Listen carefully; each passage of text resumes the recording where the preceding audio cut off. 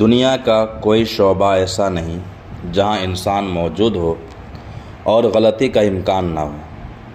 انسان کی فطرت ہی یہی ہے کہ اس سے خطا ہو سکتی ہے۔ اگر کوئی ڈاکٹر اپنی غفلت سے مریض کو نقصان پہنچا دے تو کیا پورے طبی شعبے کو مجرم کہا جاتا ہے؟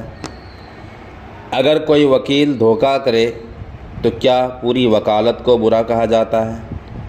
اگر کوئی انجینئر عمارت کی تعمیر میں کوتاہی کرے تو کیا پورے انجینئرنگ کے ادارے کو بدنام کیا جاتا ہے؟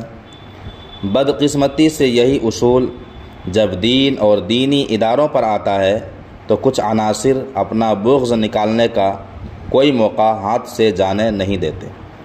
ایک فرد کی لغزش کو پوری درسگاہ، پورے نظام تعلیم اور پورے طبقے پر تھوپ دیا جاتا ہے۔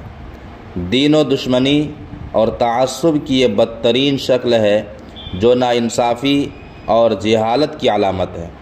ہمیں اس حقیقت کو سمجھنا ہوگا کہ مدارس اور دینی معلمین صدیوں سے علم و ہدایت کا چراغ جلائے ہوئے ہیں۔ یہی ادارے وہ قلعے ہیں جنہوں نے نسلوں کو قرآن و سنت سے جوڑے رکھا ہے۔ ان کی خدمات کو فرد واحد کی غلطی سے پامال کرنا سراسر ظلم ہے۔